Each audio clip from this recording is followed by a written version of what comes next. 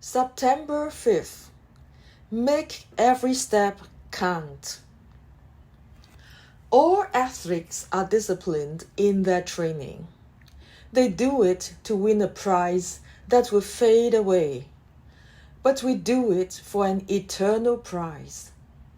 So I run with purpose in every step.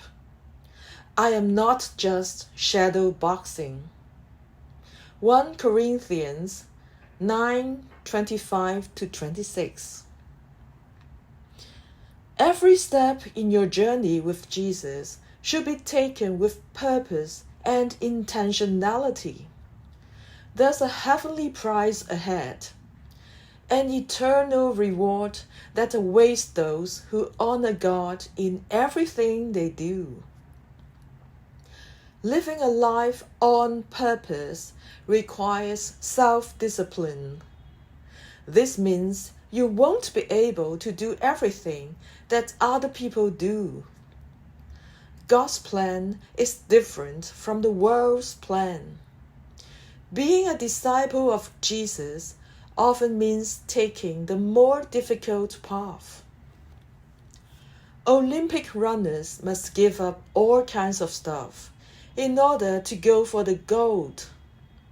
They must go to bed at a certain time, eat a certain way, and train at a certain time. They must count the cost of what it will take to win.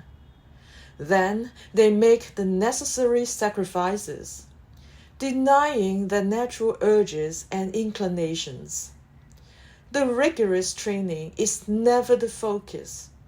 Their sights are set on the prize. The spiritual life requires discipline. Paul says every step must be purposeful. Finishing the race God has marked out for you requires a steady commitment and long-term thinking. It requires you to take an honest look at your weaknesses in light of God's strength, asking Him to keep you from veering away from His plans and purposes. Don't be tempted by shortcuts. They aren't short.